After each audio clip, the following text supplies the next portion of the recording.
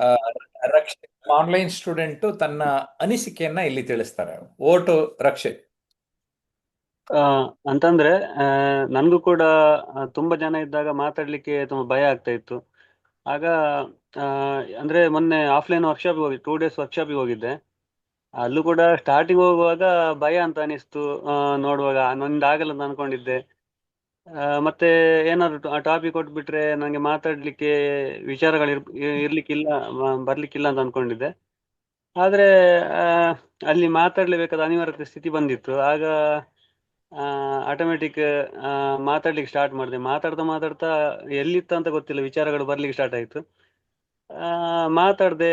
ಮಾತಾಡಿ ಆದ ಕೂಡಲೇ ನನ್ಗೆ ಸ್ವಲ್ಪ ಓಕೆ, ಒಂದ್ ಲೆವೆಲಲ್ಲಿ ಮಾತಾಡಿದೆ ಅಂತ ಅನಿಸ್ತು. ಆತ್ಮವಿಶ್ವಾಸ ಒಂಥರ ಧೈರ್ಯ ಬಂತು.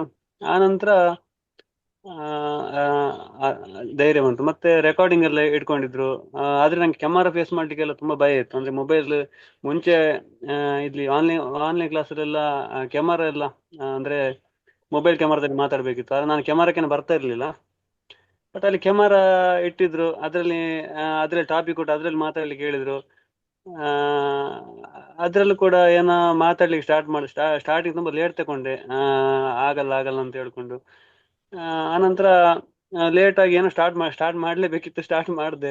ಸ್ಟಾರ್ಟ್ ಮಾಡಿದ ನಂತರ ಆ ಒಂದು ಲೆವೆಲಲ್ಲಿ ಚೆನ್ನಾಗಿ ಮಾತಾಡಿದ್ರೆ ನಂಗೆ ಅನಿಸ್ತು. ಅಲ್ಲಿ ಇದ್ದವರು ಕೂಡ ಆ ಆ, ನಮ್ಮ ಗುರುಗಳು ಜಯಪ್ರಕಾಶ್ ನಾಗತಿಹಳ್ಳಿ ಅವರು ಕೂಡ ಸಪೋರ್ಟ್ ಮಾಡಿದ್ರು.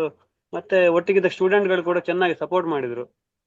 ಆ ಹಾಗೆ ಆತ್ಮವಿಶ್ವಾಸ ಇಂಪ್ರೂವ್ ಆಗ್ತಾ ಹೋಯ್ತು. ಆನಂತರ ವೆರೈಟಿ ವೆರೈಟಿ ಆಗಿತ್ತು ಅಲ್ಲಿ. ಅಂದ್ರೆ ಒಂದು ಟಾಪಿಕ್ ಕೊಟ್ಟು 1 ನಿಮಿಷ ಮಾತಾಡುವಂಥದ್ದು, ಒಂದು ಟಾಪಿಕ್ ಕೊಟ್ಟು ಅನ್ಲಿಮಿಟೆಡ್ ಆಗಿ ಎಷ್ಟು ಹೊತ್ತು ಬೇಕಾದ್ರೆ ಮಾತಾಡುವಂಥದ್ದು, ಅಥವಾ ಈ ತರ ಮಾತಾಡ್ತಾ ಮಾತಾಡ್ತಾ ಕ್ಯಾಮರಾದಲ್ಲಿ ಮಾತಾಡೋದು ಪ್ರಾಕ್ಟೀಸ್ ಆಗಿ ಹೋಯ್ತು. ಇಲ್ಲಾಂದ್ರೆ ಅಲ್ಲಿ ಪ್ರಾಕ್ಟೀಸ್ ಆಗಿಲ್ಲ ಅಂದ್ರೆ ಇವತ್ತು ಖಂಡಿತ ನಾನು ಇಲ್ಲಿ ಮಾತಾಡ್ತಿರ್ಲಿಲ್ಲ. Okay Rakshit, thank you very much. Premlata madam, ಹೇಗೆ ಅನ್ನಿಸ್ತು ಇವತ್ತಿನ ಮಾಸ್ಟರ್ ಕ್ಲಾಸ್? ಪ್ರೇಮ್ಲತಾ ಅವರೇ ಮಾತಾಡಿ. ಹಾ, ಹಲೋ ಸರ್, ನಮಸ್ಕಾರ. ನಮಸ್ಕಾರ. ನಾನು ಸ್ವಲ್ಪ ಸ್ವಲ್ಪ ಮಾತಾಡ್ತೀನಿ ಸಣ್ಣ ಸಣ್ಣ ಫಂಕ್ಷನ್ ನಲ್ಲಿ. ಹ್ಮ್ ದೊಡ್ಡ ಫಂಕ್ಷನ್ ಅಲ್ಲಿ ಜನ ನೋಡಿದ್ರೆ ಮಾತಾಡಕ್ ಸ್ವಲ್ಪ ಭಯ ಆಗುತ್ತೆ. ಇನ್ನೂ ಚೆನ್ನಾಗಿ ಕಲಿಬೇಕು, ಮೈ ಚಳಿಬಿಟ್ಟು ಮಾತಾಡ್ಬೇಕು ಎಲ್ಲರೆದ್ರಿಗೂ ಅನ್ನೋದೊಂದು ತುಂಬಾ ಆಸೆ ಇದೆ. ಈಗ ಹಂಗಾಗಿ ನಿಮ್ಮ ವಿಡಿಯೋಸ್ ನಾನೀಗ ಮಾಹಿತಿ ಕೊಟ್ನಲ್ಲ ಸುಮಾರು, ಹೇಗೆ ಅನ್ನಿಸ್ತು ಹಾ, ನಿಮ್ಗೆ? Yes sir.